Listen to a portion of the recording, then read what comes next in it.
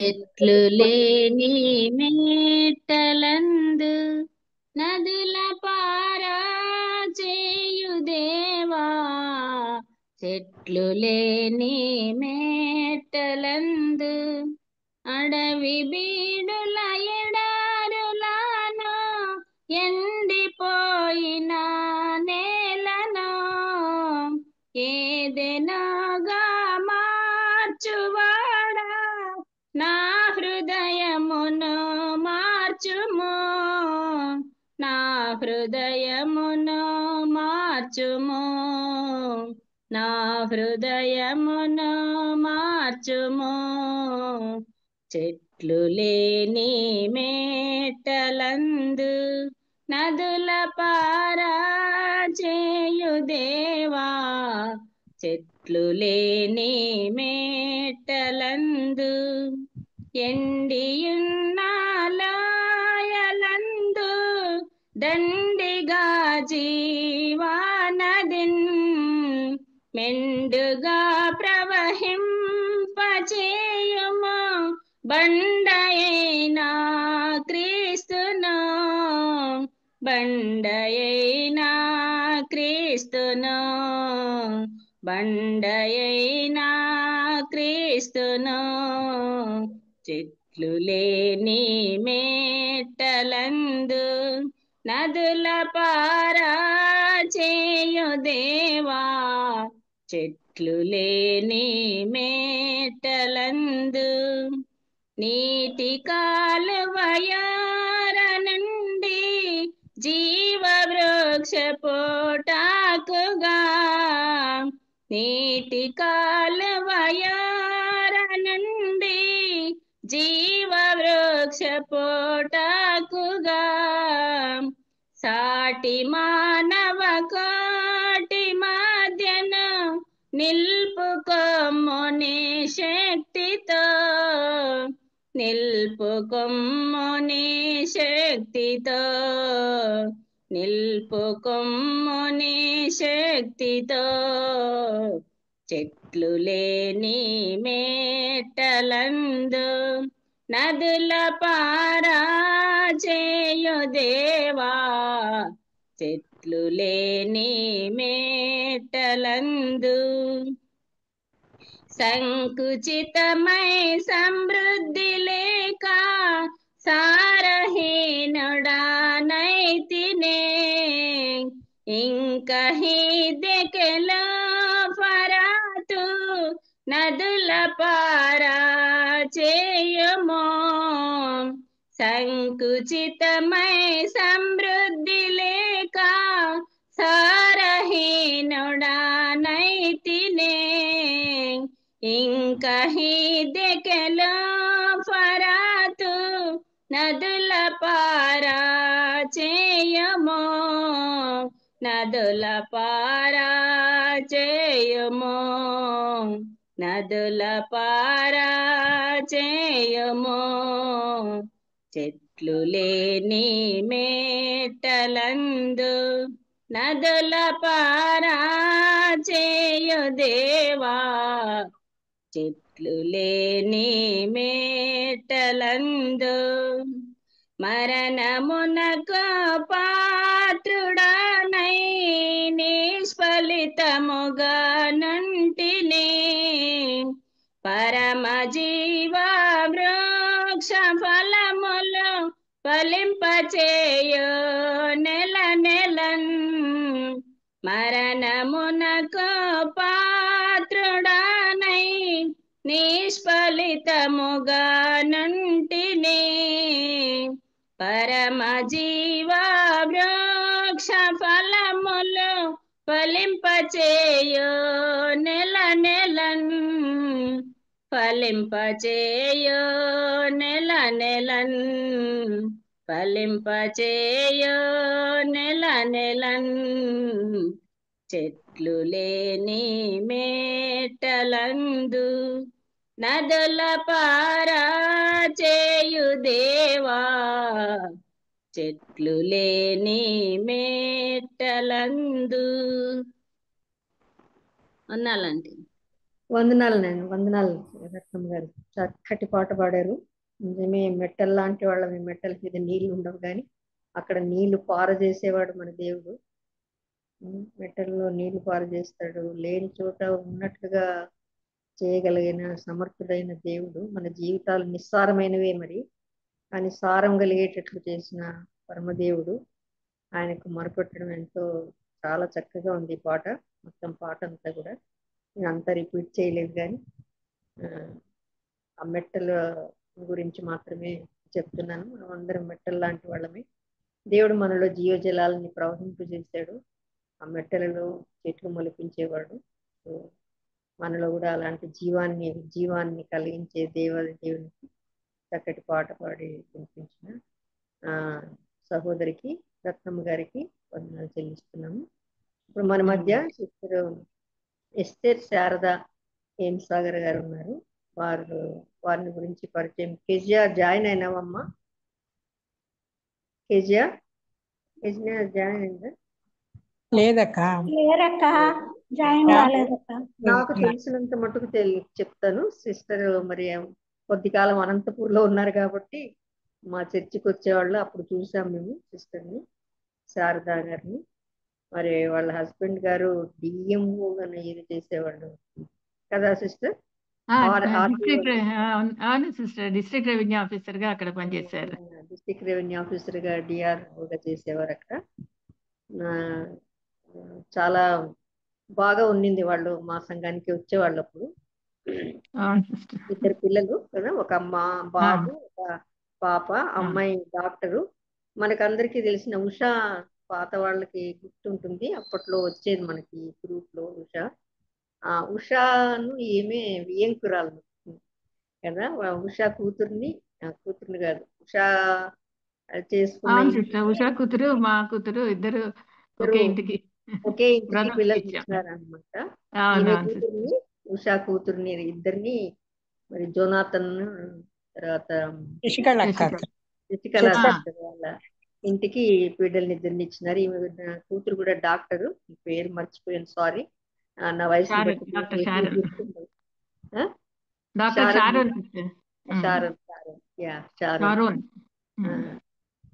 తన కూతురు కూడా డాక్టరే, అల్లుడు డాక్టరే, అందరు డాక్టర్లే. వాళ్ళ డాక్టర్స్ ఫ్యామిలీ అది.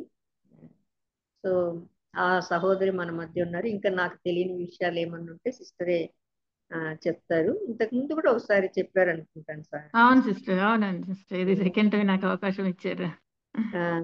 రెండవసారి మన మధ్యకి వస్తున్నారు. కానీ చాలా మంది కొత్త వాళ్ళు ఉన్నారు సిస్టర్. మీరేమనుకోకుండా కొద్దిగా మీ పరిచయం కూడా, మీ రక్షణ గురించి కానీ ఏదైనా మిమ్మల్ని మీరు పరిచయం చేసుకోండి. తర్వాత వాక్యంలోకి అలాగే ఈ సమయాన్ని మీకు ఇస్తున్నాము. Over to you. 5 వరకు 5:10 వరకు చెప్పచ్చు. Okay sister. Okay sister. Okay sister, welcome Sharada గారు. మరి ముఖ్యంగా ఎస్తేర్ ప్రేయర్ గ్రూప్ లో పార్టిసిపేట్ అయిన పార్టిసిపేట్స్ అందరికి వాయిస్ ఆడిబుల్ గా ఉంది కదా సిస్టర్? ఆడిబుల్ గా ఉంది. మీ ఫేస్ సరిగా కనిపించడం లేదు. లైట్ కు ఆపోజిట్ గా కూర్చుంటే కనిపిస్తారు. ఇప్పుడు కనిపిస్తున్నారు. కొంచెము వెనక లైట్ నుంచి మేము ఫేస్ కనిపించకుండా అయిపోతాం. ముందు లైట్ ఉందా? ముందు లైట్ ఉంది సిస్టర్, వెనక ఆఫ్ చేయాలా? చేసి చూడండి. వెనక లైట్ తో మీ మొహం సరిగా కనిపించలేదు. సరే సరే, ఒక్క నిమిషం. చిక్కిపోయినట్టున్నారు. ఇప్పుడు అండి? ఇప్పుడు కనిపిస్తున్నారు. Yes, okay, carry on. Esther prayer group లో పార్టిసిపేట్ అయిన పార్టిసిపెంట్స్ అందరికీ నా హృదయపూర్వక వందనాలు. మరి ఈ అవకాశము ఇచ్చిన ముందుగా దేవునికి నా హృదయపూర్వక కృతజ్ఞతాస్తులు చెల్లిస్తున్నాను. అలాగే కేజేకను నిర్వాహకురాలు కేజేకను వారి టీంకి అందరికీ కూడా నా వందనాలు చెల్లిస్తున్నాను. మరి మన సిస్టర్ నా గురించి ఇంట్రడ్యూస్ చేశారు. ఇంకా అంతకంటే పెద్దగా విశేషాలు ఏమి లేవు. మాది అంటే నేటివ్ ఆఫ్ కర్నూలు అయినా మేము ఉద్యోగరీత్యా అన్ని ప్రదేశాలు తిరుగుతూ ఇప్పుడు హైదరాబాద్లో సెటిల్ అయ్యాము. నా జీవితంలో దేవుడు మరి నా రక్షణ ద్వారా దేవుడు నా కుటుంబంలో ఎన్నెన్నో అద్భుత కార్యాలు చేశాడు. మరి హెల్త్ పరంగా కానీ, పిల్లల చదువుల్లో కానీ, వారి ఉద్యోగాల్లో స్థిరపడటంలో, అన్ని విషయాల్లో దేవుడు ఎన్నెన్నో అద్భుత కార్యాలు చేశారు. మరి రీసెంట్గా అంటే అక్క నాకు ఫోన్ చేసి ఇట్లా మీ టెస్ట్ మనీ ఇది చెప్పాలా అన్నప్పుడు ఆ, నా టెస్ట్ మనీ కంటే ముందుగా అంటే నా టెస్ట్ మనీ రిలేటెడ్గా దేవుడు ఆయన మహాకృపని చూపి నా జీవితంలో చేసిన ఒక అద్భుత కార్యమును గురించి చెప్పాలనుకున్నాను. దాని రిలేటెడ్గా చిన్న వాక్యమును మీతో పంచుకోవాలని ఆశపడుతున్నాను. దేవుడు ఈ అవకాశం ఇచ్చినందుకు మరొకసారి కృతజ్ఞతాస్తులు చెల్లిస్తున్నాను. మరి ఉమ్, ఆ, దేవుడు అత్యంత ప్రేమ, కృప, కనికరం గల దేవుడు. ఆయన ఆ కృప గురించి ఆయన మన జీవితాల్లో ఆయన కృప కనికరం లేకుంటే మనం ఏమైపోతాము, ఆయన కృప కనికరం కొరకు మనం ఏ విధంగా మనం దేవుని దగ్గర మనం పెట్టుకోవాలి అన్న విషయాలు, ఆయన కృప గురించే కొంత వాక్యం నేను షేర్ చేసుకుని ఆ తర్వాత నా టెస్ట్ మనీని చెప్తాను. మరి ఆయన అత్యంత కృప గలవాడు. మరి యోవేలు ప్రవక్త ఏం చెప్పాడు? యోవేలు గ్రంథంలో 2:13 మనం చూసినట్టయితే ఇది నేను చదువుతాను. మీ దేవుడైన యెహోవా కరుణా వాత్సల్యములు గలవాడును, శాంతమూర్తియు, అత్యంత కృపగలవాడునై ఉండి తాను చేయనుద్దేశించిన కీడును చేయక పశ్చాత్తాపపడును గనుక మీ వస్త్రములను కాక మీ హృదయంను చింపుకొని ఆయన తట్టు తిరుగుడి. యోవేలు ప్రవక్త ప్రజలందరినీ హెచ్చరిస్తున్నాడు. మనల్ని అందరికీ కూడా ఒక హెచ్చరిక ఇది. యెహోవా దినము చాలా బహుభయంకరం, దానికి తాళగల వాళ్ళు ఎవ్వరూ ఉండరు. కాబట్టి ఇప్పుడైనా మీరు ఉపవాసం ఉండి కన్నీరు విడిచుచు దుఃఖించుచు మనఃపూర్వకంగా దేవుని యొద్దకు రండి అని చెప్తున్నారు. మన దేవుడు కరుణా వాత్సల్యములు గల దేవుడు, శాంతమూర్తి, అత్యంత కృపగలవాడు. తాను తలపెట్టిన కీడు చేయకుండానట్లు మన వస్త్రములు కాక మీ హృదయంలో చింపుకోమంటున్నాడు. అంటే మారు మనస్సు పొందమంటున్నాడు. మనము మారుమనస్సు పొంది దేవుని తట్టు తిరిగితే దేవుడు పశ్చాత్తాపడి తాను ఉద్దేశించిన కీడును చేయక చూసుకుంటాడు, మనల్ని ఆశీర్వదిస్తాడు. కాబట్టి ఈ వాక్య భాగంలో నుండి దేవుని యొక్క స్వభావములను మనము ధ్యానించుకుందాం. మొదటిగా అత్యంత కృపగలవాడైన, రెండవది ఆయన చాలా శాంతమూర్తి, 3 కరుణా వాత్సల్యములు కలవాడు. దేవుడు అత్యంత కృపగలవాడు అంటే ఆయన కృపకు అవధులు లేవు. భూమి కంటే ఆకాశం ఎంత ఉన్నతంగా ఉందో ఆయన యందు భయభక్తులు గల వారి ఎడల ఆయన కృప అంత అధికంగా ఉంది. అవధులు లేని దేవుని కృపను మనము అనుదినము అనుభవిస్తున్నాం కదా. అందుకే మనం ఈ విధంగా క్షేమస్థితిలో ఉన్నాం. ప్రజలు ఎప్పుడైతే తమ తప్పులు తెలుసుకొని వాటిని విడిచిపెట్టి పశ్చాత్తాప హృదయంతో దేవుని తట్టు తిరిగి దేవుని యొక్క కనికరము కృప కొరకు వేడుకుంటారో అట్టి వారి ఎడల దేవుడు మరి మహోన్నతమైన ఆయన కృపను చూపిస్తాడు. వారికి తలపెట్టిన అంటే చేయనుద్దేశించిన కీడు ఆయన మానుకుంటాడు చేయకుండా. అలాగే పాపం చేయటం వలన అనుభవించాల్సిన శిక్షను కూడా ఆయన రద్దుపరుస్తాడు. అలాంటి కరుణా వాత్సల్యములు గల దేవుడు. కరుణా వాత్సల్యములు, శాంతము, కృప, జాలి, దయ, ప్రేమ ఇవన్నీ కూడా ఆయన స్వభావములు. కాబట్టి మనం కూడా ఆయన స్వరూపంలో సృజింపబడినాం కాబట్టి మనం కూడా అలాంటి స్వభావాలు కలిగి ఉండడానికి ఎంతో ప్రయత్నించాలి. మరి ఇక యోవేలు గ్రంథంలో 2వ అధ్యాయం అంతా ఉపవాస ప్రార్థన యొక్క ప్రాముఖ్యత, దాని వలన పొందే ఆశీర్వాదాల గురించి వ్రాయబడింది. అయితే అది ఇప్పుడు మనం ధ్యానించుకోవడం లేదు. పాత నిబంధనలో అయితే దేవుని కృప పొందాలంటే ఎంతో ప్రయాసపడేవారు. కానీ నూతన నిబంధనలో ఉన్న మనము ఉచితంగా దేవుని కృపను పొందుతున్నాం కదా. ఉచితంగా రక్షణ భాగ్యాన్ని పొందుతున్నాం. తండ్రి అయిన దేవుడు మనకు దేవుని వరముగా యేసుక్రీస్తును అనుగ్రహించాడు. కృప అంటే అయోగ్యులమైన మానవుల ఎడల దేవుని ప్రేమే కృపయ్యి ఉంది, అంతే కదా. మనకు ఏ యోగ్యత లేకున్నా కూడా దేవుడు మనల్ని ప్రేమించి మనకు అనేక ఆశీర్వాదాలను కుమ్మరిస్తున్నాడు. అత్యంత కృపగల వాడైన దేవుడు తన అత్యంత కృపను ఉచితంగా మానవులకు అనుగ్రహిస్తున్నాడు. కృప చేతనే మనము రక్షింపబడ్డాము. మన కార్యక్రమంలో మన నీతి క్రియలు అవన్నీ ఏవి కూడా కాదు.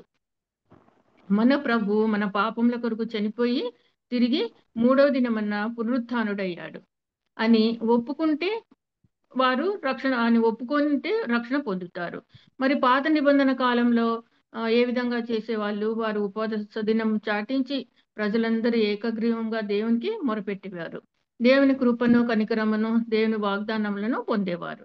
ఉపవాస ప్రార్థన దేవుని యొక్క కనికరమును కృపను పొందడానికి ఆ యొక్క ఉపవాస ప్రార్థన ఎంతో ఉపయోగపడుతుంది.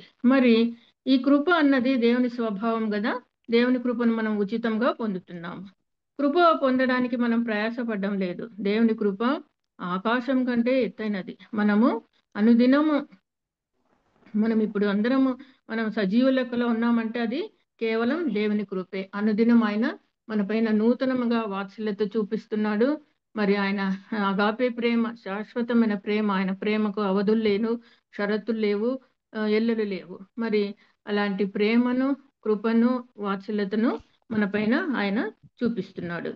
మరి విలాప వాక్యములు 3:22 ఆ యొక్క వాక్యంను మనం గమనిస్తే, యెహోవా కృపగలవాడు, ఆయన వాత్సల్యత ఎడతెగక నిలుచున్నది గనుక మనము నిర్మూలము కాకున్న వారము. మరి అలాగే 3:32 విలాప వాక్యములే, ఆయన బాధ పెట్టినను తన కృపా సమృద్ధిని బట్టి జాలిపడును.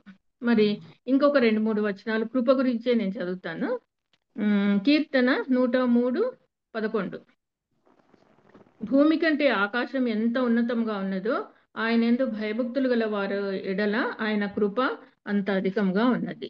మరియు కీర్తన 108:4, యెహోవా నీ కృప ఆకాశం కంటే ఎత్తైనది. మరి 132 కీర్తనకారుడు యెహోవా యొద్ద కృప దొరుకును అని చెప్తున్నాడు. మరి అలాగే పౌలు భక్తుడు కూడా ప్రార్థన చేస్తున్నాడు. తన శరీరంలో ఉన్న ముళ్ళు తొలగిపోవాలని ఆయన భావిస్తున్నాడు, కానీ దేవుడు ముళ్ళు ఉండనీయమంటున్నాడు.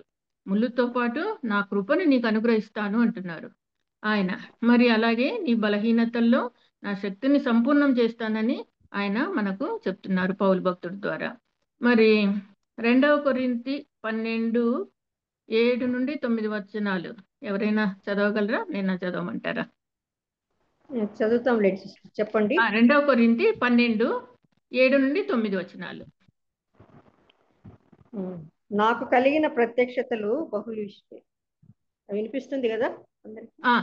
నాకు కలిగిన ప్రత్యక్షతలు బహు విశేషముగా ఉన్నందున నేను అత్యధికముగా హెచ్చిపోకుండా నిమిత్తము నాకు శరీరంలో ఒక ముళ్ళు నేను అత్యధికముగా హెచ్చిపోకుండా నిమిత్తము నన్ను నలగగొట్టుటకు సాతాను యొక్క దూతగా ఉంచబడింది. అది నా యొద్ద నుండి తొలగిపోవాలనని దాని విషయమే ముమ్మారు ప్రభువుని వేడుకొంటిని. అందుకు నా కృప నీకు చాలును, బలహీనత యందు నా శక్తి పరిపూర్ణమవుతున్నదని ఆయన నాతో చెప్పెను. కాగా చాలు. ఈ విధంగా అంటే నా కృప నీకు చాలును, బలహీనతలందు నా శక్తి పరిపూర్ణమగుచున్నదని ఆయన చెప్పాడు. అంటే మనకు ఇంకా ఈ లోకంలో మనకు ఏమున్నా లేకపోయినా ఆయన కృప మన పైన ఉంటే మనము దేవుని సమక్షంలో దేవుని ద్వారా ఆయన క్షేమము మనకు అనుగ్రహిస్తాడు. కాబట్టి మనము ఆయన కృప కొరకు వేడుకునే వారిగా ఉండాలి. ఆయన అత్యంత కృపగలవాడు. ఇంకొక వాక్యం యెషయా 54:10లో చెప్పబడినట్లు, పర్వతములు తొలగిపోయినను మెట్టలు తత్తరిల్లను నా కృప నిన్ను విడిచిపోదు. ఎంత ఆదరణ కలిగించే వాక్యాలు కదండి. మరి ఆయన ఇంత కృప కనికరము కల దేవుడు కాబట్టి దాని కొరకే మనం ఎప్పుడు వేడుకోవాలి. అప్పుడు మనం బ్రతుకే దినములన్నింట్లో కృపాక్షేములు మన వెంట వస్తాయి. అవధులు లేని దేవుని కృపను మన జీవితంలో మనం అనుభవిస్తాము. దేవుని కృప నిరంతరం ఉంటుంది. దేవునికి స్తోత్రం, హల్లెలూయా. మరి ఆయన ఎంతో శాంత స్వభావి కదా. మరి మీ యోవేల్లోని 2:13 మనం గమనించినట్లయితే ఆ వాక్యం చదువుతాను. మీ దేవుడైన యెహోవా కరుణా వాత్సల్యములు గలవాడును శాంతమూర్తియు అత్యంత కృపగలవాడునై ఉండి తాను చేయనుద్దేశించిన కీడును చేయక పశ్చాత్తాపపడును కదా. మరి ఆయన శాంతమూర్తి, ఇది కూడా ఆయన స్వభావము, ఆయనకు ఒక నామంగా ఉంది ఇది. ఆయన శాంతి ఆయన స్వభావమై ఉంది. దీర్ఘశాంతం అన్నది ఒక ఆత్మఫలం కదా. మరి విశ్వాసులు అలజడి ఈ అసహనంతో నిండి ఉన్నందున శాంతిని కోల్పోతున్నారు. మరి కొందరు మాకు అన్నీ ఉన్నాయి కానీ మాకు శాంతి లేదు అని చెప్తూ ఉంటారు. మరి అన్నీ ఉండి మన హృదయంలో శాంతి లేకుంటే ఏం ప్రయోజనము? మన హృదయంలో శాంతమూర్తి అయిన ప్రభువును కలిగి ఉంటే మనము శాంతి సమాధానాలతో జీవిస్తాము. ఈ అలజడులు కలవరములు ఎన్ని ఉన్నా దేవుని శాంతిని దేవుని మనం కలిగి ఉంటే దేవుని శాంతిని కలిగి ఉంటాం, నెమ్మదితో ఉంటాము. ఆయన శాంతి మరి లోకం ఇచ్చేది కాదు కదా. లోకం ఇచ్చే శాంతి తాత్కాలికమైనది. శాంతమూర్తి అయిన దేవుడు మన హృదయంలో ఉంటే ఈ శ్రమలు, తర్వాత ఈ నిందలు, ఇరుకులు, ఇబ్బందులు, కరువులు, లేమి ఎన్ని ఉన్నా కూడా వాటన్నింటిలో కూడా మనకు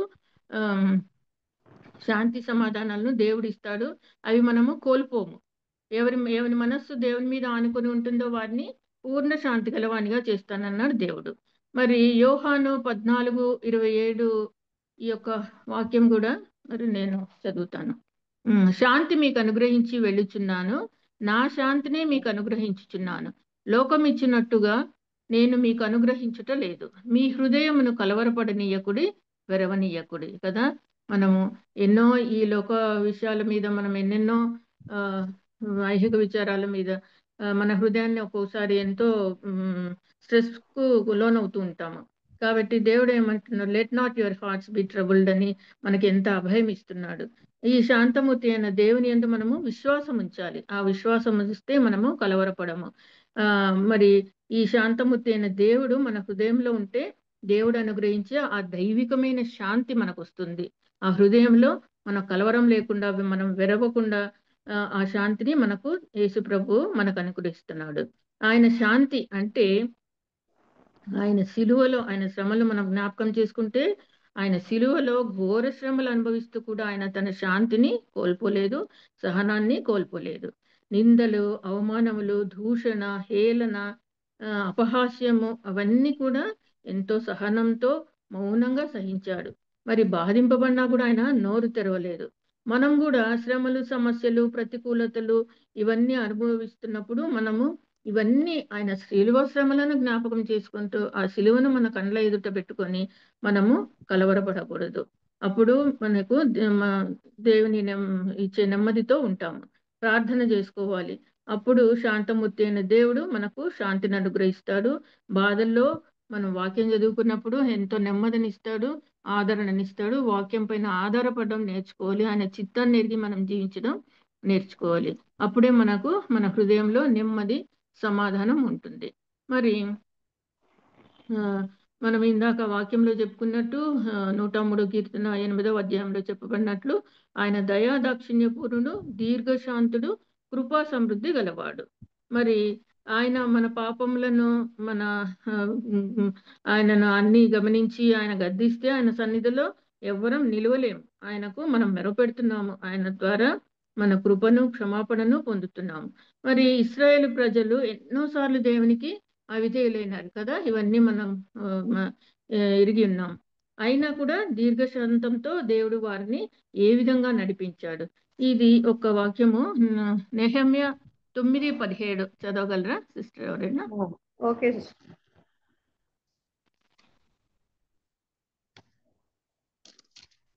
నెహెమ్యా 9వ అధ్యాయం 17వ వచనం. ఓకే.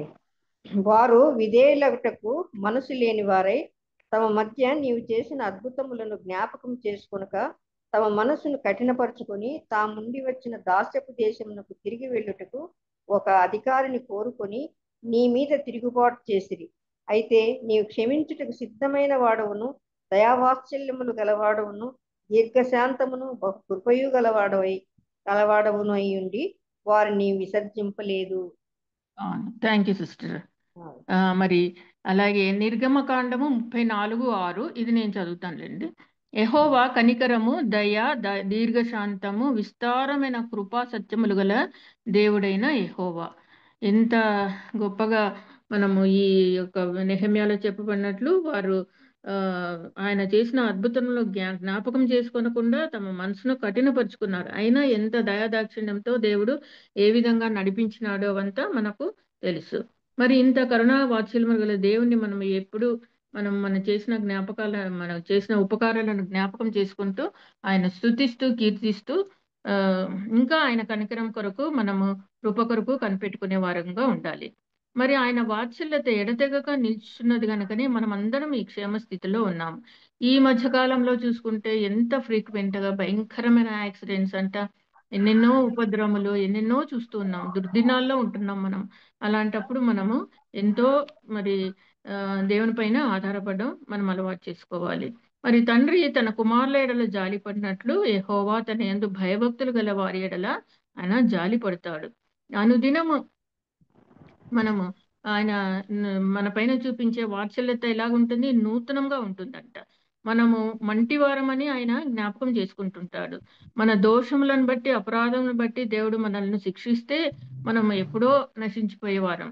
అయితే దేవుడు మన పాపములను బట్టి ప్రతీకారం చేయకుండా మన పాపములను, అతిక్రమములను ఆయన దూరపరిచేశాడు. మరి ఆయన వాత్సల్యత ఈ విధంగా మన ఎదుట నిల్చుతున్నది కనుకే మనము నిర్మూలం కాకుండా నూతనంగా ఆయన పుట్టించే వాత్సల్యత వలన మనము క్షేమంగా ఉన్నాము. యోహాను 3:16 మనం చూసుకున్నట్లయితే దేవుడు లోకమును ఎంతో ప్రేమించెను కాగా ఆయన తన అద్వితీయ కుమారునిగా పుట్టిన వాని యందు విశ్వాసముంచు ప్రతివాడును నశింపక నిత్య జీవం పొందినట్లు ఆయన అనుగ్రహించెను. మరి ఈయన కరుణా సంపన్నుడు. మరి ఎఫెసీ 24:5 ఇదొక్కసారి చూసుకుందాము. ఎఫెసీ 2వ అధ్యాయము 4-5 వచనాలు. దేవుడు కరుణా సంపన్నుడై ఉండి మనము మన అపరాధముల చేత చచ్చిన వారమై ఉండినప్పుడు సైతము మన ఎడల చూపిన తన మహా ప్రేమ చేత మనలను క్రీస్తుతో కూడా బ్రతికించెను. ఎంత గొప్ప వాక్యం, ఎంత గొప్ప ఆదరణ కలిగిన వాక్యం ఇది. కరుణా వాత్సల్యములు గల దేవుడు మన దోషములన్నిటినీ క్షమించి మన సంకటములన్నిటినీ కుదిర్చి సమాధిలో నుండి మన ప్రాణమును విమోచిస్తున్నాడు. మనకు కిరీటంగా ఈ కరుణా కటాక్షములను కిరీటంగా ధరింపజేస్తున్నాడు. కాబట్టి దేవుడు చేసిన ఉపకారములలో దేనిని మరవకుండా మనము ఎన్నిసార్లు మన సంకట సమయాల్లో, మన క్లిష్ట పరిస్థితుల్లో మొరపెట్టినప్పుడు ఆయన మనల్ని కనికరిస్తున్నాడు జ్ఞాపకం చేసుకొని దేవుణ్ణి స్తుతించాలి. మనము ఎన్నిసార్లు పడకబట్టకుండా ఎన్నిసార్లు మనల్ని స్వస్థపరిచాడో అదే జ్ఞాపకం చేసుకొని దేవుని స్తుతించాలి. ఆయన ప్రేమ స్వరూపి. మనం ఆయన సన్నిధికి వచ్చి ఆయన నామంలో ప్రార్థన చేస్తున్నాము. సమస్తమును ఆయన నుండి మనము పొందుకుంటున్నాం. దేవునికి స్తోత్రం, హల్లెలూయా. మరి ఆయన యందు భయభక్తులు ఉంచిన వారికి ఏ మేలు కొదవై ఉండదన్నాడు. మరి దేవుడు సమస్తమును ధారాళంగా సమృద్ధిగా అనుగ్రహించే దేవుడు మనకు ఉన్నాడు. అలాంటి దేవుడుగా గల జనులు మనము ధన్యులము. మరి ఆయన మన ఎడల ఈ విధంగా నూతనమైన ప్రేమతో ప్రేమిస్తున్నాడు. దేవునికి మనము దగ్గరయ్యే కొద్దీ ఆయన ప్రేమలో ఒక నూతనత్వం, ఒక క్రొత్తదనం కనిపిస్తూ ఉంటుంది. అది నెమరు వేసుకుంటూ ఉండాలి. మరి అలాగే మనుషులలో అయితే రోజులు గడిచే కొద్దీ ప్రేమ తరిగిపోతుంది. దేవుడు మనకిచ్చే ప్రేమ నూతనంగా కనిపిస్తూ ఉంటుంది.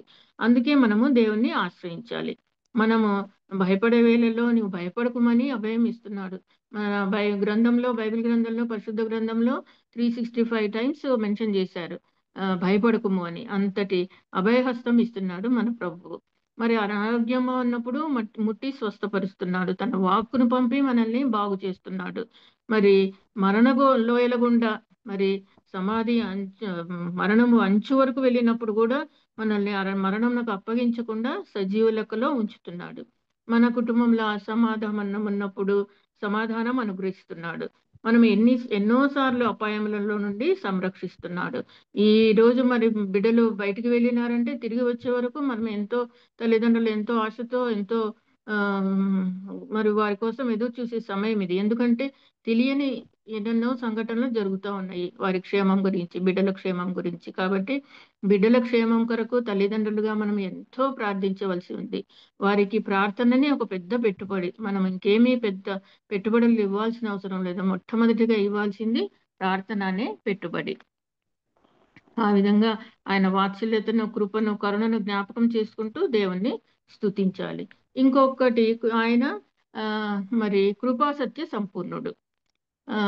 యోహాను 1:14 నేనే చదువుతానంటే, ఆదియందు వాక్యం ఉండెను, వాక్యము దేవుని యొద్ద ఉండెను, వాక్యమే దేవుడై ఉండెను.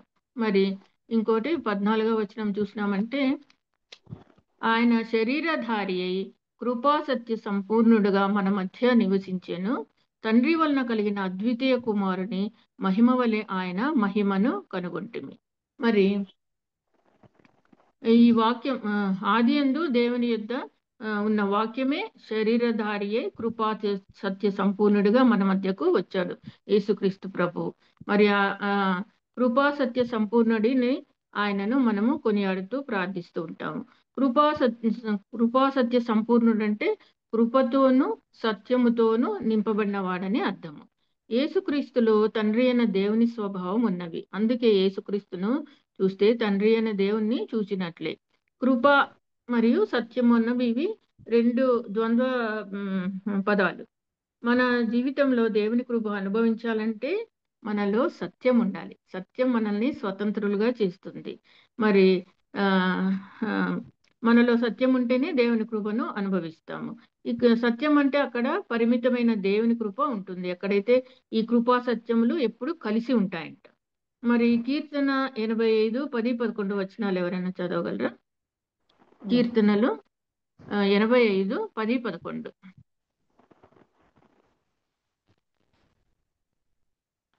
కృపా సత్యములు కలిసి కొనినవి, నీతి సమాధానములు ఒకదానితోనొకటి ముద్దు పెట్టుకొనినవి. భూమిలో నుండి సత్యం మొలుసును, ఆకాశంలో నుండి నీతి పారచూచును. నీతి. Thank you sister. కృపా సత్య సంపూర్ణుడైన దేవుడు మనకు తోడుగా ఉండాలంటే మన అంతరంగాన్ని మనం పరిశీలించుకోవాలి. ఆయన హృదయాన్ని పరిశీలించే దేవుడు కదా. మన హృదయంలో ఆయన అంతరంగంలో సత్యం కోరుకునే దేవుడు. మరి మన అంతరంగంలో సత్యం ఉండాలి.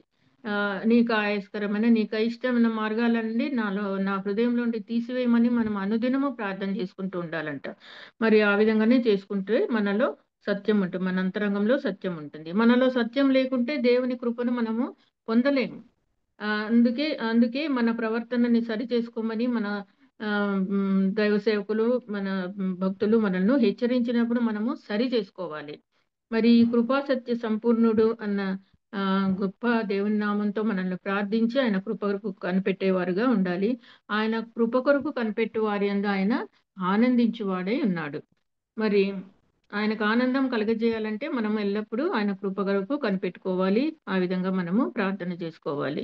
మరి మన కుటుంబంలో సత్యాన్ని అనుసరించాలని కూడా మనము ప్రార్థించుకోవాలి. మన కుటుంబంలో ఎవరైనా సత్యదేవుని అంటే మన బంధువుల్లో కానీ వాళ్ళలో ఈ నిజమైన దేవుడు, జీవాధిపతి అయిన దేవుణ్ణి ఎరగకుండా వాళ్ళు అబద్ధాల తట్టు, విగ్రహాల తట్టు వాళ్ళు తిరిగినట్లయితే మనం ప్రార్థించి అట్టి వారిని కూడా సత్యంలోనికే నడిపించే బాధ్యత రక్షింపబడిన వారిగా మన మీద ఎంతో ఉంటుంది. మరి ఈ కృపా సత్య సంపూర్ణుడు అన్న ఈ వాక్యాన్ని మనం శరీరధారిగా ఆయన మన మధ్యలో నివసిస్తున్నాడు. యేసుక్రీస్తు సంపూర్ణంగా ఆయన దైవ కుమారుడు. మరి దేవుని స్వభావము మానవ స్వభావము పరిపూర్ణంగా ఏకమైనవి కాబట్టి దేవుని కృప యేసుక్రీస్తులో వెల్లడిపరిచాడు. మరి ఈ దయగల దేవుడు ఎంతో దయా కృప కనికరముల దేవుడు అని చెప్పుకున్నాం కదా. కీర్తనకారుడు 119:17 దావీదు భక్తుడు ఏం ప్రార్థిస్తాడంటే, నీ సేవకుడినని నేను బ్రతుకున్నట్లు నీ దయారసము చూపుము. మరి అంతటి గొప్ప మహాచక్రవర్తి అయినా కూడా ఆయన ఎంతో దీనుడుగా ప్రార్థిస్తూ నేను బ్రతుకున్నట్లు నా ఎడల నీ దయారసమును చూపుము అంటున్నాడు. మనము సజీవులుగా ఉండాలంటే 365 days మనం ఎల్లప్పుడూ క్షేమంగా ఉండాలంటే దేవుని దయ కావాలి. మన కుటుంబాన్ని చక్కగా నడిపించుకోవాలంటే దేవుని కృప మరి దయ కావాలి. అలాగే దేవుని సేవ చేయాలన్నా, దేవుని నడిపింపు కావాలన్నా, దేవుని చిత్తం నెరవేర్చాలన్నా ఆయన దయ మనకు మెండుగా ఉండాలి. దయగల దేవుని ఆత్మ మనల్ని నడిపించాలి. దేవుని దయచేతనే మనము హెచ్చింపబడతాం కదా. దేవుని దయచేతనే మన కొమ్ము హెచ్చింపబడుతుంది అని వాక్యం ద్వారా మనము తెలుసుకున్నాం. మరి దేవునికి స్తోత్రం. మన దేవుని ఆయన కోపం నిమిషం మాత్రమే, కానీ ఆయన దయ ఆయుష్కాలం అంతా నిలిచి ఉంటుంది. కరుణా కటాక్షములను మనకు కిరీటముగా ధరింపజేస్తున్నాడు. మరి ఆయన దయ కొరకు ఆయన దయను నిత్యము పొందాలి. కాబట్టి పరిశుద్ధమైన దేవుని వాక్యము, దేవుని వాగ్దానాలను మనం ధ్యానిస్తున్నప్పుడు ఏ వాక్యం ద్వారా మరి దేవుడు మనతో మాట్లాడతాడా, ఏ వాగ్దానం ద్వారా మనల్ని ఆదరిస్తాడా అని మనం కనిపెడుతూ దేవుని కొరకు మనము దయ కొరకు వేడుకోవాలి. అంతే కదా. మనము వాక్యంను చదివితే వాక్యం ద్వారా మనతో దేవుడు మాట్లాడతారు. మనం ప్రార్థిస్తే మన ప్రార్థన ఆయన సన్నిధికి చేరుతుంది. కాబట్టి మనము ఎల్లప్పుడూ ఆయన వాగ్దానాలను వాక్యంను ధ్యానిస్తూ మన హృదయం నిండా వాక్యంను నింపుకోవాలి. తర్వాత మనము మందిరంకి వచ్చి ఆరాధనలో పాల్గొని దేవుణ్ణి ఆరాధిస్తూ పాటలు పాడుతూ దేవుని దయను వెతుకుతూ ఉంటాము, ప్రార్థన చేస్తుంటాం. ప్రభువా మా కుటుంబంలో ఇంకా రక్షణ లేని వారు ఉన్నారు అని ప్రార్థిస్తుంటాము. ఇంకా మన అవసరాల కొరకు ప్రార్థిస్తుంటాము. అలాగే ఈ రక్షణ లేని వారు నశించే నిత్య నరకాగ్నికి పాలు కాకుండా వారిని రక్షించమని కూడా మన పైన ఆ విధంగా ప్రార్థన చేయవలసిన బాధ్యత ఎంతో ఉంటుంది. దయగల ఆత్మ వారిని రక్షిస్తుంది. అలాంటి రక్షణ లేని వారికి వాక్యం ద్వారానో ప్రార్థన ద్వారానో వారు పట్టబడి వారు రక్షింపబడతారు. కాబట్టి ఇంకా రక్షింపబడిన వారి కొరకు నిరంతరము మనం ప్రార్థన చేయాలి. ఈనాడు మనము పరిశుద్ధుల సహవాసంలో చేరి దేవుని స్తుతిస్తూ పాడుతూ దేవుని ఆరాధిస్తూ దైవశక్తిని అనుభవిస్తున్నామంటే అది కేవలం దేవుని దయ మన మీద ఉంది కాబట్టి ఈ రక్షణ మార్గంలోనికి మనల్ని దేవుడు నడిపించినాడు. ఆ దయను మన మీద కుమ్మరించాడు. మనము దేవుని యందు విశ్వాసం ఉంచాలి. మనలో అపనమ్మకం ఉండకుండా విశ్వాసంలో మనల్ని బలపరచమని దేవుని ఎప్పుడూ వేడుకుంటూ ఉండాలి. ఆయన మీద ఆధారపడినప్పుడు దయగల ఆత్మ మన అడుగులు తడబడకుండా, మనం పక్క త్రోవలకు పోకుండా, మనల్ని తొట్టిల్లకుండా మన మార్గంలను సరళం చేస్తూ, మరి అలాగే ఎలాంటి అడ్డులు ఆటంకాలు తొలగిస్తూ మనల్ని సమతల గల భూమిపై ఆయన నడిపించే శక్తి గల దేవుడు. మరి వీటి కోసం మనం నిరంతరం ప్రార్థించుకుంటూ ఉండాలి కదా. మరి అలాగే దేవుడు ఆయన దయాళుడు కాబట్టి ఆయన కృప నిత్యం ఉంటుంది కాబట్టి దేవునికి మొరపెట్టినప్పుడు దయగల ఆత్మ మనల్ని నడిపిస్తుంది. అందుకే దావీదు భక్తుడు ఏమంటాడు, నీ పరిశుద్ధాత్మను నా యుద్ధ నుండి తీసివేయకమని కూడా ప్రార్థిస్తాడు. ఎప్పుడు మనం పరిశుద్ధాత్మ శక్తిని పొందుకోవాలని మనం ప్రార్థించుకుంటూ ఉండాలి. అంతటి గొప్ప భక్తుడే నీ పరిశుద్ధాత్మను నా యుద్ధ నుండి తీసివేయకమని ప్రార్థిస్తున్నాడు. మరి ఇంకొక 2 రెఫరెన్సెస్ చూసుకుందాం మనము. కీర్తన 51 11, 12 వచనాలు చదవగలరా?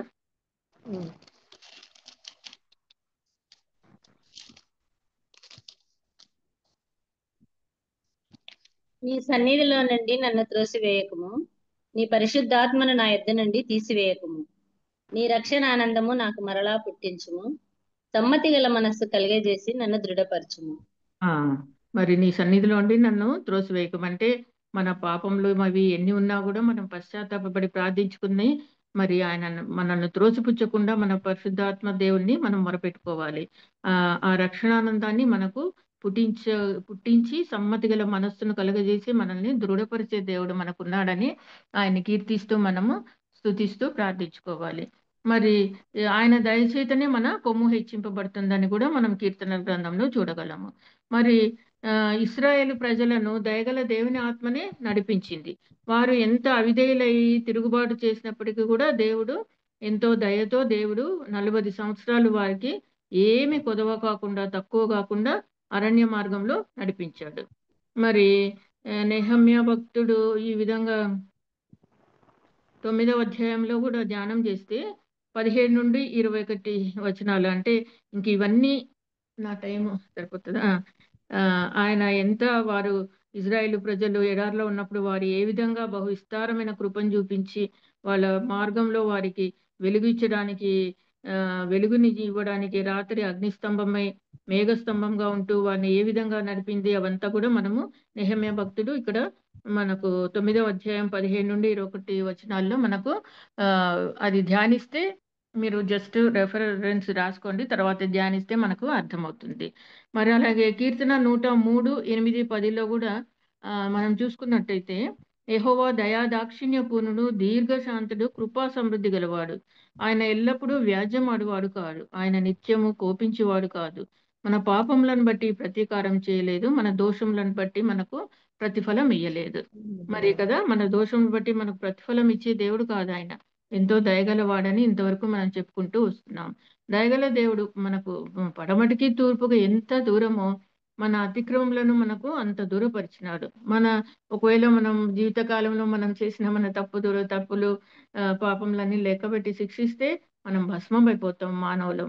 కానీ దేవుడు ఎల్లప్పుడూ క్షమించుటకు సిద్ధమైన మనసుతో తండ్రి కుడిపార్శ్వమున మన కొరకు విజ్ఞాపనకర్తగా ఉంటున్నాడు. మరి దయగల దేవుడు తమ దయగల ఆత్మను మనకు అనుగ్రహించి దేవుని చిత్తానుసారంగా నడవడానికి నేర్పిస్తూ ఉన్నాడు. మరి ఆయనను ఆశ్రయించిన వారికి ఏ మేలు కొదవై ఉండదన్నాడు. నిజంగా మరి ఇందాక సిస్టర్ పాడిన పాటను బట్టిన కూడా దేవునికి స్తోత్రము. ఆయన ఆపత్కాలంలో ఆదుకునే దేవుడు, మరి నదుల్లో త్రోవను కలగజేయుడు, ఎడారులలో నీటిని పుట్టించే దేవుడు. ఎన్ని క్లిష్ట సమయాలు ఎన్ని ఇది ఉన్నా కూడా వాటిని అన్నిటినీ తప్పించి దేవుడు మనకు తోడుగా ఉన్నాడు. మరి ఇంత కృపను పొందుకున్న నేను కూడా నా జీవితంలో ఇంత దేవుని అపారమైన కృపను పొందుకున్నాను. అందుకని నేను రీసెంట్గా నా టెస్టిమోనీ ద్వారా దేవుని మహాకృపను బట్టి ఏ విధంగా నేను తిరిగి ఆరోగ్యాన్ని పొందుకున్నాను అన్నదై నేను నా టెస్టిమోనీ ద్వారా కూడా తెలియజేయాలనుకున్నాను. అందుకే దీని రిలేటెడ్గా కృప గురించే నేను మాట్లాడాను. మరి ఇప్పుడు నా సాక్ష్యాన్ని కూడా పంచుకుంటాను. మరి దేవునికి స్తోత్రము.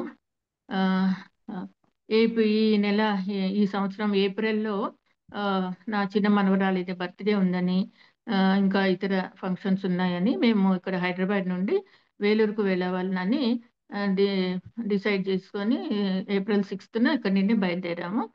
మంచి ఎండల కాలం కదా, ఏసీ కంపార్ట్మెంట్ ట్రైన్లో బుక్ చేసుకొని వెళ్ళాము. ఇక్కడ హైదరాబాద్ టు వేలూరు అంటే 14 hours జర్నీ. సరే ఇంకా డే టైమే బుక్ చేసుకున్నాము, వెళ్ళాము. ఇక్కడ 8 o'clock వెళ్తే అక్కడ 12కు చేరాము, midnight పడుకున్నాము. నెక్స్ట్ డే ఏముందంటే జాన్ వెస్లీ గారి మీటింగ్స్ పక్కన చిత్తూరు జిల్లా విలేజ్లో జరుగుతున్నాయి. అందులో మా అల్లుడు కూడా మాట్లాడేది ఉంది. సరే అందరం వెళ్దామని వెళ్ళాము. అది కూడా ఒక 5 hours జర్నీ. మరి హెక్టిక్ జర్నీస్తోనో ఏమో మరి నాకు ఆ నెక్స్ట్ డే ఎర్లీ మార్నింగ్ విపరీతమైన బ్యాక్ పెయిన్ వచ్చిందండి. నాకు అంతవరకు నాకు నడుము నొప్పి అన్నదే లేదు. అయితే సివియర్గా వీపు నడుము ఒకలాంటి డిస్కంఫర్ట్ హెవీగా ఉండింది. పిల్లలకు చెప్తే ఇంకా ఏదో టాబ్లెట్స్ ఇచ్చారు, మూవ్ స్ప్రే లాంటివి ఏదో స్ప్రే చేశారు, కానీ తగ్గడం లేదు. ఇంకా నెక్స్ట్ డే ఇంకా హై టెంపరేచర్ వచ్చేసింది. ఈ అంతటి ఎండల్లో మంచి చలి జ్వరం వచ్చేసింది. చలికి చాలా వణికిపోతున్నాను. పిల్లలేమో ఏసీ కావాలంటారు, నేనేమో చలికి వణికిపోతున్నాను. ఇంకా జ్వరంతో పాటు కాస్త డయేరియా కూడా స్టార్ట్ అయింది. ఇంకా ఈ టైంలో ఇంకా సాలిడ్ ఫుడ్ ఏం తీసుకోలేము కదా, మరి నేను అంత లిక్విడ్స్ ఇస్తున్నారు. ఆ క్రమంలో నాకు ఈ కోకోనట్ వాటరు తర్వాత ఈ ఓఆర్ఎస్ ఇలాంటివన్నీ ఇచ్చారు. డయాబెటిక్ పేషెంట్స్ ఎక్కువ కోకోనట్ వాటర్ తీసుకోకూడదు కదా, ఆ టైంలో ఇంకా నేను కూడా నాకు ఇచ్చారు, నేను కూడా బాగా తీసుకున్నాను. అయితే అది తెలియకుండా ఈ కోకోనట్ వాటర్ ఇవన్నీ తీసుకునేసరికి షుగర్స్ పెరిగిపోయినాయి, పొటాషియం లెవెల్స్ పెరిగిపోయినాయి. ఇంకా టెంపరేచర్ తగ్గట్లేదు, చాలా వీక్గా ఉంది. ఇంట్లోనే ఉంటూ పిల్లలు ట్రీట్ చేస్తున్నారు, కానీ నా వీక్నెస్ను నేనే గమనించి అమ్మ నాకు చాలా బలహీనంగా ఉంది, హాస్పిటల్లో చూపించుకుంటే మంచిది అనుకుంటున్నా అంటే వెంటనే పిల్లలు హాస్పిటల్కి తీసుకెళ్లారు. ఇవన్నీ టెస్టులు చేయాలంటే 1 day మీరు అడ్మిట్ అవ్వండి అన్నారు.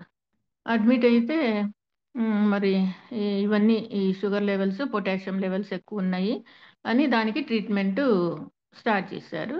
ఈ క్రమంలో ఇంకా ఎవ్రీ ఫ్యూ అవర్స్కి బీపీ షుగరు టెంపరేచరు తర్వాత ఇవన్నీ చూస్తారు కదా, అవన్నీ చూస్తున్నారు. ఎక్సెప్ట్ ఈ షుగర్ లెవెల్ తప్పితే అన్నీ బాగా నార్మల్గానే ఉంటున్నాయి. ఫీవర్ కూడా కంట్రోల్ అవుతుంది.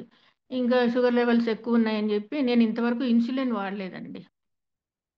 ఎప్పుడు ఆల్మోస్ట్ కంట్రోల్లోనే పెట్టుకుంటా ఉంటే మంచి డైట్తో అట్లా. అయితే హై షుగర్స్ ఉన్నాయని ఇన్సులిన్ స్టార్ట్ చేశారు. ఇంకా డిశ్చార్జ్ అయ్యి మీరు ఇన్సులిన్ ట్రీట్మెంట్ తీసుకోండి అని నన్ను డిశ్చార్జ్ చేశారు. ఇంట్లో తీసుకుంటున్నాను. అయితే ఒక 2 days తీసుకున్నాను. థర్డ్ డే ఆ రోజు సండే చర్చికి వెళ్ళాము. మార్నింగ్, మధ్యాహ్నం లంచ్ చేశాను. ఈవినింగ్ చాలా డిస్కంఫర్ట్ ఉండింది. ఎట్లా ఉంది అంటే మా అమ్మాయి ఎడుకొని, అమ్మ వాకింగ్ చేయి, అంత చక్కగా అవుతుంది, వాకింగ్ చేయలేను అంటే సరే అని వెళ్ళాను, కానీ చేయలేకపోతున్నాను. సరే అమ్మ నాకు బాగలేదు, ఎందుకు వాకింగ్ చేయలేకపోతున్నాను, నేను పడుకుంటాలే అని వచ్చి లైట్గా తిని పడుకున్నాను. ఆ, ఆ రోజు మిడ్ నైట్ ఇంకా షుగర్ లెవెల్స్ చాలా తగ్గిపోయినాయి, లో లెవెల్కి వెళ్ళిపోయాయి. వెళ్ళిపోతే ఆ, బాగా చెమటలు బట్టి అన్కాన్షియస్ అయిపోయినాయంట. పక్కన మా అబ్బాయి పడుకున్నాడు. ఆ, నన్ను అప్పుడప్పుడు గమనిస్తూ ఉంటాడు ఏమన్నా కొంచెం సిక్ అయినప్పుడు. మా అబ్బాయి చూసి పిలిచాడు.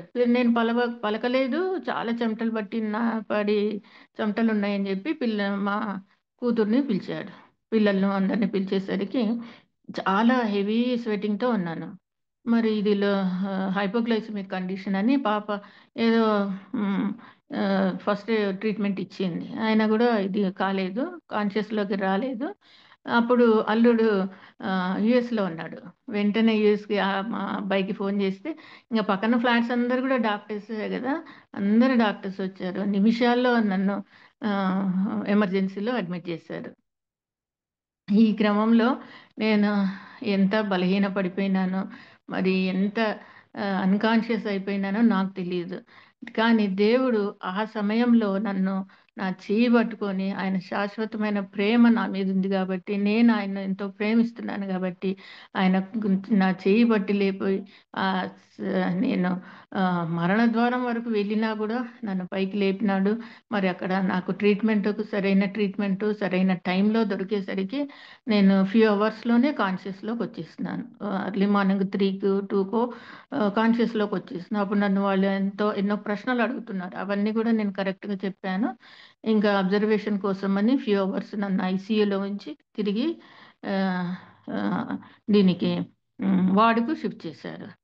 ఆ, ఈ క్రమంలో దేవుడు ఎంత బలపరిచినాడంటే, ప్రభువా మరి నేను ఇక్కడ అడ్మిట్ అయ్యేటప్పుడు కూడా, ప్రభువా నీ చిత్తం, మరి నాకు ఎంతో అనారోగ్యంగా ఉంది, ఎంతో బలహీనమైనాను, మరి నీ చిత్తము, నీ ఇంటిని చక్కబెట్టుకో అని నన్ను స్వస్థపరుస్తావనే నమ్మకం అయితే నాకుంది.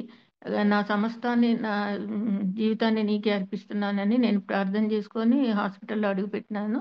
మరి దేవుడు ఆ విధంగానే నన్ను ఎలాంటి భయం అయితే కలగలేదండి. ఆ ధైర్యం దేవుడు ఎట్లిచ్చినాడో మరి, ప్రతి పరిస్థితిని ధైర్యంగా ఎదుర్కొన్నాను. తర్వాత ఇంకా ఈ ఆ, ఈ షుగర్స్, ఈ పొటాషియం అవన్నీ నార్మల్ చేసినాక ఒక 3 వీక్స్ మీరు యాంటీబయాటిక్స్ తీసుకోవాలి అని ఇంటికి పంపించేశారు. అంతా ఒక 2-3 డేస్ అడ్మిట్ అవ్వడము, డిశ్చార్జ్ కావడము, మళ్ళీ ఎమర్జెన్సీకి 2-3 డేస్ అడ్మిట్ అవ్వడము, డిశ్చార్జ్ చేయడము జరిగింది. తిరిగి యాంటీబయాటిక్స్ తీసుకున్నప్పుడు అన్ని టెస్టులు చేసిన తర్వాత, అన్ని స్కానింగ్లు అవి ఇవి, ఇంత హైపోగ్లైసమిక్ కండిషన్ ఉన్నప్పుడు చాలా మందికి చాలా ఆర్గాన్స్ డ్యామేజ్ కావడం అలాంటివి జరుగుతాయంట. అయితే దేవుడు, నన్ను ప్రేమించిన నా దేవుడు, ఎలాంటి డ్యామేజ్ ఎక్కడే కానీ ఒక్క అబ్నార్మాలిటీ లేకుండా అన్ని రిపోర్ట్స్, స్కానింగ్ కానీ ఎంఆర్ఐవి కానీ అన్ని రిపోర్ట్స్ నార్మల్ అండి. దేవునికి ఎన్ని కృతజ్ఞతాస్తులు చెల్లించినా అది లెక్కలేనిది. మరి ఈ టెస్టులు చేసే క్రమంలో ఈ గాల్ బ్లాడర్లో స్టోన్స్ ఉన్నాయని డిటెక్ట్ చేశారు. సరే, దానికి ఆపరేట్ చేయవలసి ఉంటుంది. ఆ, మరి యాంటీబయాటిక్స్ తీసుకున్న తర్వాత మీరు లాప్రోస్కోపిక్ సర్జరీ కానీ, లేదంటే ఒక కండిషన్ని బట్టి ఏదైనా చిన్న సర్జరీ కూడా చేయాల్సి ఉంటుంది అని చెప్పారు. మరి ఆ, అని చెప్పి ఇంకా యాంటీబయాటిక్స్ తీసుకోమని పంపించేశారు. ఇంట్లో తీసుకుంటున్నాను. అయితే దేవుని ఒక్కటే అడిగినాను, ఆయన శిలువ శక్తిని ఆశ్రయించినాను. శిలువ పునరుత్థాన శక్తిని పొందుకొని, నేను ప్రభువా నాకు మరి శరీరం బలహీనంగా ఉంది, మరి ఈ యొక్క లాప్రోస్కోపిక్ సర్జరీ సులువు అంటున్నారు, ఆ సర్జరీని నీ చిత్త ప్రకారం నాకు అదే జరిపించిన ఎంతో ప్రాధేయపడి దేవుణ్ణి అడిగాను. దేవుడు ఆ విధంగానే మరి ఆ సీనియర్ మోస్ట్ సర్జన్ మరొకసారి నన్ను అన్ని పరీక్షించి, లాప్రోస్కోపీ ఏం ప్రాబ్లమ్స్ పెద్దగా ఏం లేవు, లాప్రోస్కోపిక్ ద్వారా చేసేస్తామని జూన్ 4న అడ్మిట్ కమ్మన్నారు. సరే, జూన్ 4న అడ్మిట్ అయ్యాను. జూన్ 5న సర్జరీ జరిగింది. మార్నింగ్ చిన్న సర్జరీ, మరి ఈవినింగ్ కల్లా రూమ్కు షిఫ్ట్ చేశారు. కొన్ని ఫ్యూ అవర్స్లోనే రూమ్కి షిఫ్ట్ చేశారు. 1 డే అబ్జర్వేషన్ పెట్టుకొని 6th ఈవినింగ్ ఇంటికి డిశ్చార్జ్ చేశారు. మరి ఈ విధంగా దేవుడు ఈ ప్రయాణం అంతటిలో దేవుడు ఎంతగా మరి తోడుగా ఉన్నాడంటే అది నేను చెప్పలేను. ఇంకొక అద్భుతం ఏమంటే మరి నేను కొంతకాలంగా అంటే కొన్ని ఇయర్స్గా బీపీ టాబ్లెట్స్ కూడా వాడుతున్నాను. మరి ఏ టైంలో చూసినా మరి ఇంటికి వచ్చిన తర్వాత కూడా ఏ టైంలో ఎప్పుడు చూసినా కూడా అంటే ఇదంతా ప్రక్రియ ఒక 3 monthsగా జరిగింది. 2.5 months. ఎప్పుడు చూసినా బీపీ నార్మల్. ఎందుకబ్బా నేను ఇంతకుముందు అని బీపీ టాబ్లెట్స్ కూడా వాళ్ళు ఇవ్వడం లేదు. నాకు ఆశ్చర్యం వేసి తర్వాత అనుకున్నాను. ఎంతో ఆలోచించిన తర్వాత నాకు దేవుడు వాక్యం ద్వారా చూపించినాడు. ఎవని మనస్సు నీ మీద అనుకున్నో వాడిని పూర్ణ శాంతి గలవానిగా చేస్తానన్నాడు. మరి డిశ్చార్జ్ అయ్యి ఇంటికి వచ్చిన తర్వాత కూడా మరి ఎన్నిసార్లు ఇంట్లో చూసుకున్నా కూడా బీపీ నార్మల్. అసలు బీపీ టాబ్లెట్లు తీసేసినారంటే నాకు నమ్మబుద్ధి కాలేదండి. ఫైనల్గా బీపీ టాబ్లెట్లు లేకుండా చేసినారు నాకు. దేవుడు అంత శాంతిని ఇచ్చాడు. మరి ఆ సర్జరీ కూడా అయిపోయింది. ఇంకా అది ఆ వూండ్ కూడా ఒక 10 daysలో మానిపోతుంది. మీరు 10 days 1 week రెస్ట్ తీసుకొని మీరు హైదరాబాద్ వెళ్ళిపోవచ్చు అని చెప్పారు డాక్టర్. అయితే 1 week 10 daysలో ఆయన చెప్పినట్లే వూండ్ అంతా మానిపోయింది. మరి ఇంకా మా అమ్మాయి వాళ్ళు రెస్ట్ తీసుకొని ఇంకొక 20 days ఉండమ్మా అని జూన్ ఎండింగ్ వరకు ఏప్రిల్ టు జూన్ అక్కడే గడిపి కంప్లీట్ రెస్ట్ తీసుకొని దేవుని ద్వారా సంపూర్ణమైన ఆరోగ్యంను స్వస్థతను పొందుకొని క్షేమంగా ఇక్కడికి హైదరాబాద్కి వచ్చేసినానండి. మరి అక్కడ నా కూతురు కానీ అల్లుడు కానీ అల్లుడి పేరెంట్స్ కానీ వాళ్ళందరూ ఎంత బాగా చూసుకున్నారంటే అంత మంచిగా నన్ను అన్ని విషయాల్లో తోడుగా ఉండి నన్ను భద్రంగా చూసుకున్నారు. నా గ్రాండ్ డాటర్స్ నాకు సంతోషాన్ని ఇచ్చినారు. ఆ విధంగా దేవుడు అన్ని విధాల నన్ను స్వస్థపరిచి నాకు పూర్వపు ఆరోగ్యాన్ని ఇచ్చి నూతన జీవితాన్ని ఇచ్చినాడు. ఆయనకి ఏమి ఇచ్చినా నా రుణం తీర్చుకోలేనిది. మరి ఈ మధ్య కాబట్టి దేవునికి ఈ సాక్ష్యం ద్వారా దేవునికే మహిమ చెల్లిస్తున్నాను. ఘనత మహిమ ఆయనకే. మరి ఈ 2025 సంవత్సరంలో నేను ఇక్కడ హైదరాబాద్లో యునైటెడ్ పీపుల్స్ ఫెలోషిప్ అన్నది అంటే సిస్టర్ జాయ్ చిరేన్ చాలా మందికి తెలిసి ఉంటుంది. మినిస్ట్రీ అంటే ఆమె నా స్పిరిచువల్ మెంటర్ సిస్టర్. ఆ సిస్టర్ అక్కడికి వెళ్తూ ఉంటాం మేము ఫ్రీక్వెంట్గా. అయితే ఈ మధ్యకాలంలో ప్రేయర్ సెల్స్ని విజన్ ద్వారా ప్రేయర్ సెల్స్ని స్థాపిస్తున్నారు. మరి నేను కూడా ప్రార్థించుకొని ప్రభువా మరి నాకు కూడా మీ చిత్తమైతే ఒక ప్రేయర్ సెల్ నీ తండ్రి అని ఎంతో ప్రార్థించుకొని అక్కడికి వెళ్ళినప్పుడు సిస్టర్ వెంటనే నాకు నా తలపైన చేతులుంచి ప్రార్థించి నాకు కూడా ఒక ప్రేయర్ సెల్ని అనుగ్రహించినారు. మరి ఆ ప్రేయర్ సెల్ ద్వారా ఇప్పటికీ అంటే ఈ as on today 1200 prayer cells మా యొక్క సంఘం ద్వారా నెలకొల్పబడినాయి. అయితే ఆ ప్రేయర్ సెల్ ద్వారా నేను కూడా ప్రార్థనా భారం కలిగి దేవుని సేవలో వాడబడుతున్నాను. అనేకుల కొరకు ప్రార్థన చేయడము అవంతా కూడా ఒక క్రమశిక్షణ కలిగిన ప్రార్థనా జీవితాన్ని నేను నేర్చుకున్నాను. అలాగే ఇంకొక విషయము ఒకటి గ్రేస్ రేడియో మినిస్ట్రీ అన్నది ఉందండి. ఆ మినిస్ట్రీలో కూడా వాక్యాన్ని పంచుకునే ధన్యతను నాకు ఇచ్చినాడు. ఈ విధంగా నేను దేవుని సేవలో వాడబడేటప్పుడు ఒక్కసారిగా అపవాది నా ఆరోగ్యం పైన దాడి చేసి నన్ను కొంత బలహీనరాలుగా చేసింది. అయితే చేసినప్పటికీ దేవుడు వాటి శక్తియుక్తులన్నింటినీ లయపరిచి దేవుడు నాకు ఆరోగ్యం ఇచ్చాడు. మరి ఈ విధంగా ఒకవేళ నేను హైదరాబాద్లోనే ఉండింటే వేలూరుకు వెళ్ళకుండా ఇక్కడే ఏప్రిల్ అక్కడంతా ఉండింటే నేను ఇక్కడ సిక్ అయ్యి నేను ఎలాంటి పరిస్థితుల్లో ఉండేదాన్నో నాకు తెలియదు. ఎందుకంటే నేను హైదరాబాద్లో ఎప్పుడు ఏ డాక్టర్ దగ్గరికి ఏ హాస్పిటల్కు వెళ్ళలేదు ఇంతవరకు దేవుని దయ వలన. ఎప్పుడైనా అక్కడికి వెళ్ళినప్పుడు అక్కడనే చెకప్ చేయించుకొని వస్తుంటాం. అలాంటిది దేవుడు మరి అక్కడ పోయిన తర్వాత నేను సిక్ కావడం అనుకోని పరిస్థితుల్లో ఒక 2 weeksకు వెళ్ళిన దాన్ని మరి అక్కడ ఆ విధంగా అనుకోని రీతిలో సిక్ అయ్యి మరి దేవుని మహాకృప చేత మరి స్వస్థత పొందుకొని మరి క్షేమంగా ఉండి మరి ఈనాడు సజీవ లెక్కలో ఉండి మీ మధ్య వాక్యాన్ని పంచుకోవడానికి నాకు ఇచ్చిన కృపను ఆయన మహాకృపను బట్టి దేవునికి లెక్కలేనన్ని స్తోత్రాలు. అందుకనే నేను కృపను గురించి కొంత వివరించాను. మరి ఈ సాక్ష్యమును ఈ వాక్యమును దేవుడు దీవించునుగాక. ఒక చిన్న పాట ద్వారా కూడా దేవున్ని మహిమపరచాలనుకుంటున్నాను. పర్మిటెడ్ కదా సిస్టర్? Okay sister. పర్వాలేదు, పాడండి. చిన్న పాట. స్తుతించి పాడెదం స్తుతుల స్తోత్రార్హుడా, ఉత్సాహించి పాడెదం ఉదయ సాయంత్రముల్.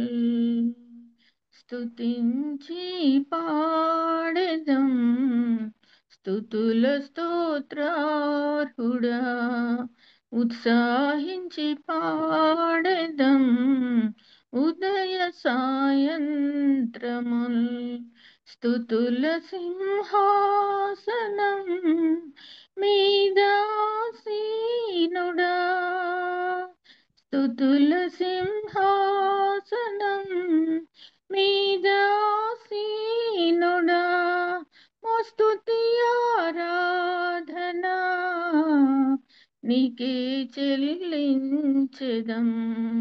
మా స్తుతి ఆరాధనా నీకే చెల్లించెదం. స్తుతించి పాడెదం స్తుతుల స్తోత్రార్హుడా. గతకాలమంత నీవు మము కాచి కాపాడావు, వ్యధలన్నీ తీసావు.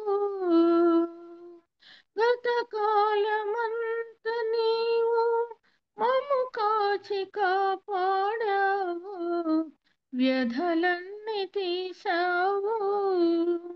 గతిలేని మాపై నీవు మితిలేని ప్రేమ చూపి, గతిలేని మాపై నీవు మితిలేని ప్రేమ చూపి, శత సంఖ్యగా మమ్ము దీవించావు.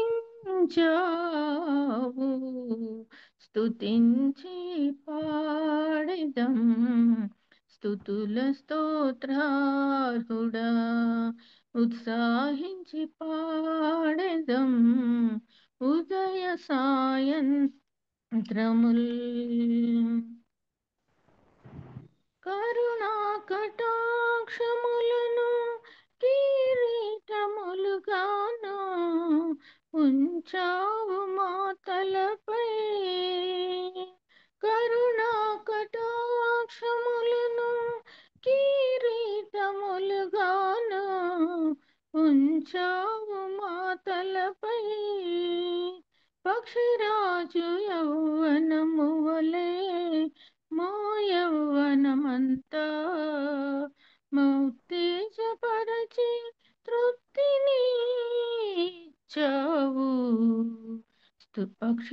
స్తుతించి పాడెదం స్తుతుల స్తోత్రార్హుడా, ఉత్సాహించి పాడెదం ఉదయ సాయంత్రముల్. స్తుతుల సింహాసనం మీదాసీనుడా, స్తుతుల సింహాసనం మీదాసీనుడా, మా స్తుతి ఆరాధనా నీకే చెల్లించెదం. స్తుతించి పాడెదం స్తుతుల స్తోత్రార్హుడా, ఉత్సాహించి పాడెదం ఉదయ సాయంత్రముల్. చివరిగా ఒక చిన్న మాట చెప్పి నేను నా వాక్యాన్ని ముగిస్తానంటే, లూకా సువార్త 21వ అధ్యాయము 36వ వచనం చదువుతాను. కాబట్టి మీరు జరగబో వీటి నెలను తప్పించుకొని మనుష్య కుమారుని ఎదుట నిలవబడుటకు శక్తిగల వారగునట్లు ఎల్లప్పుడూ ప్రార్థన చేయుచు మెలకుగా ఉండుడని చెప్పాను. మనము ఈ గడ్డు కాలంలో దుర్దినాల్లో ఉంటున్నాం కాబట్టి మనం ఎంతో ఈ పర్సిక్యూషన్కు గురి అవుతున్న ఈ దినాల్లో మనము మనుష్య కుమారుని ఎదుట నిలవడానికి మనకు ఆ శక్తి కావాలని మనము ఎల్లప్పుడూ ప్రార్థన చేస్తూ మెలకువగా ఉండాలని దేవుడు మనల్ని ఈ వాక్యం ద్వారా హెచ్చరిస్తున్నాడు. అలాగే ఇంకొక వాక్యం చదువుతాను. ఫిలిప్పీలు 4వ అధ్యాయము, ఫిలిప్పీయులకు రాసిన పత్రిక 4వ అధ్యాయము 4 నుండి 7 వచనాలను కూడా ఇది అందరికీ సుతీతమైన పరిచయమైన వాక్యము. మనం ఎల్లప్పుడూ ధ్యానించే వాక్యం ఇది. ఎల్లప్పుడూ ప్రభువునందు ఆనందించుడి, మరలా చెప్పుదును ఆనందించుడి, మీ సహనమును సకల జనులకు తెలియబడనీయుడి, ప్రభువు సమీపంగా ఉన్నాడు, దేనిని గూర్చి చింతపడకుడి గాని ప్రతి విషయంలోనూ ప్రార్థనా విజ్ఞాపనల చేత కృతజ్ఞతాపూర్వకంగా మీ విన్నపములు దేవునికి తెలియజేయుడి. అప్పుడు సమస్త జ్ఞానమునకు మించిన దేవుని సమాధానము యేసుక్రీస్తు వలన మీ హృదయములకు మీ తలంపులకు కావలియుండును. మరి నేను ఏ స్థితిలో ఉన్నానో ఆ స్థితిలో సంతృప్తి నేర్చుకొని ఉన్నాను అని చెప్తున్నాడు. ఇంకొకటి 13వ వచనంలో, నన్ను బలపరచు వాని అందే నేను సమస్తమును చేయగలను.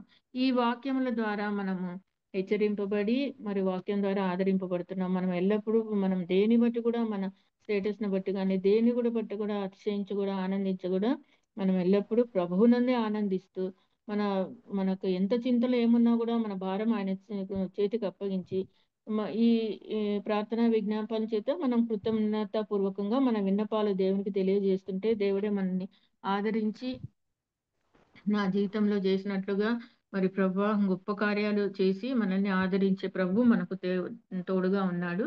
మరి ఈ విధంగా మనము దేవుని లో బలపడుతూ మన విశ్వాసాన్ని కాపాడుకుంటూ మనం ఈ నిరీక్షణ కలిగి ఉండడానికి ప్రయత్నం చేస్తాం. ఈ నిరీక్షణ మనల్ని ఎప్పటికీ సిగ్గుపరచదు కాబట్టి మనం విశ్వాసంలో బలపడడానికి స్థిరపడడానికి దేవుడు మనకు సహాయం చేయను గాక. Thank you very much sister. Thank you sister, thank you very much. చక్కటి వాక్యం. చాలా కంటెక్చువల్గా మీ సాక్ష్యము, మీ వాక్యము, మీ పాట, ఎవ్రీథింగ్ ఈజ్ సో పర్ఫెక్ట్ అనమాట. అన్ని ఒకదానికొకటి ఇంటర్లింక్ అయిపోయినాయి. చాలా చక్కగా వివరించి చెప్పారు వాక్యాన్ని కూడా.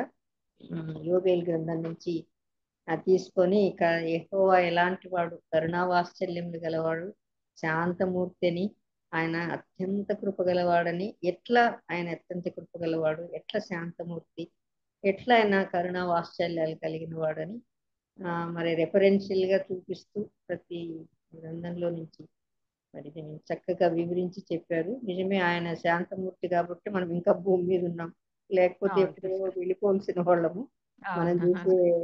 మనం చేసే పనులకు, మన అతిక్రమాలకి, మన తిరుగుబాటుతనానికి, మన అవిధేయతకు నిజంగా మనం ఉండాల్సిన వాళ్ళం కాదు.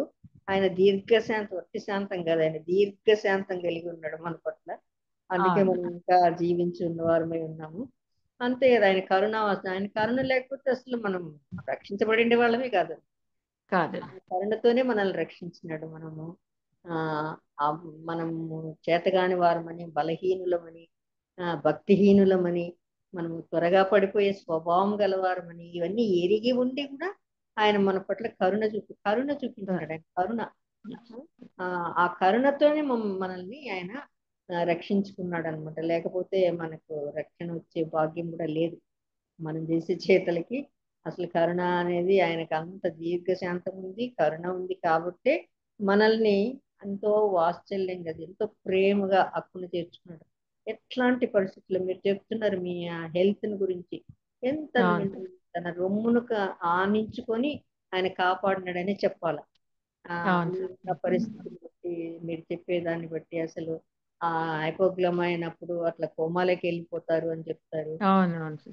మీరంతా ఉండి మళ్ళీ తిరిగి బయట, చాలా మందికి బ్రెయిన్ డ్యామేజ్ అవుతుంది అని చెప్తారు. అసలు అట్లా నాకు కూడా షుగర్ ఉంది, నాకు అప్పుడప్పుడు అవుతా ఉంటుంది అనమాట. అట్లా ఆయన చాలా జాగ్రత్తలు చెప్తున్నారు అనమాట. నీకు అట్లా ఎక్కువ చాలా మార్లు కాకూడదు, అయితే బ్రెయిన్ మీద ఎఫెక్ట్ అవుతుంది అది అని చెప్తుంటారు అనమాట. మీరు అంత అన్కాన్షియస్ లో అన్ని గంటలు ఉన్నారు అంటే, తిరిగి నార్మల్ గా ఉన్నారు అంటే జస్ట్ దేవుని ప్రేమ. నిజంగా ఆయన ఆ వాత్సల్యం చూపిస్తే మిమ్మల్ని బయటికి తీసుకొచ్చినాడు. ఎందుకంటే ఆయన పనిలో ఉన్నారు కదా, తన పనిలో ఉన్న బిడ్డల్ని ఎప్పుడు ఆయన చేయి విడిచేవాడు కాదు. ఆయన ఎప్పటికీ వచ్చి ఉండడు. మనం ఇంత చేస్తే ఆయన కొండంత, గోరంత చేస్తే ఆయన కొండంత ఇచ్చేవాడు. అందుకే మీరు ఆయన పనిలో ఉన్నారు కాబట్టి ఆయన మిమ్మల్ని అంత భద్రంగా, అంత ప్రేమగా, అంత కరుణతో, అంత వాత్సల్యంతో మిమ్మల్ని బయటికి తీసుకొచ్చాడు. ఇంకొక ప్లస్ పాయింట్, మీ పిల్లలందరూ మెడికల్ ఉంటే కూడా ఏం చేయలేరులేండి. ఇంట్లో అట్లయితే ఏం చేసినారు, కొన్నిసార్లు నిర్లక్ష్యం కూడా ఉంటుంది. ఎప్పుడు చూసిన పేషెంట్లు మనల్ని చూస్తే కూడా వాళ్ళకి ఏం పెద్ద వీళ్ళు ఎగ్జాజరేట్ చేస్తారులే, వీళ్ళు ఇట్లలే అనుకుంటారు డాక్టర్స్. అవును. కొంచెం ఉంటే ఇంత చెప్తారులే అని చాలా ఆ, అనుకుంటారు అనమాట. సో అవును. కాబట్టి అట్లాంటి సమయాల్లో మరి మిమ్మల్ని అంత శ్రద్ధగా వాళ్ళు చూపించి అన్ని చేయడం కూడా చాలా గొప్పది. దేవుడు మిమ్మల్ని అక్కడ నడిపించినాడంటే మీ హెల్త్ డిటీరియరేట్ అవుతుందని దేవుడు ముందుగానే తెలిసి మిమ్మల్ని ముందుగా అక్కడ గ్రహించి, అవును సిస్టర్, అది చేస్తే ఎంత లేకపోతే అద్భుతమో మనం అనిపిస్తుంది. ఎంతటి వారం అండి, మన ప్లాన్లు మన ఇవి అదే. అవన్నీ పనిచేయవు. ఉమ్, ఆ, ఆయన ఆయన ఏర్పాటు అట్లా ఉంటుంది కనుకే మనం వెళ్ళగలుగుతాము, మనం అట్లా తెలుసుకోగలుగుతాం. తన భక్తులకు ముందుగా చెప్తాడంట.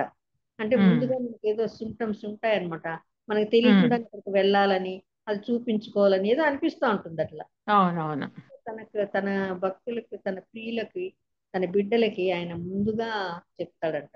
మరి ఆ కాలంలో మరి ప్రవక్తలందరికీ ముందుగా చెప్పాడు, ఇట్లా జరుగుతుంది అట్లా అవును. జరుగుతుంది. ఉమ్, ఈ కాలంలో, ఈ పరిశుద్ధాత్మ ఈ కాలంలో ఆత్మ మనలో ఉంటాడు కనుక మనల్ని ప్రేరేపిస్తుంటాడు. ఆయనకి తెలుసు కదా అన్ని, పరిశుద్ధాత్ముడికి మనకి ఎట్లా, మనం ఎట్లా అనేది.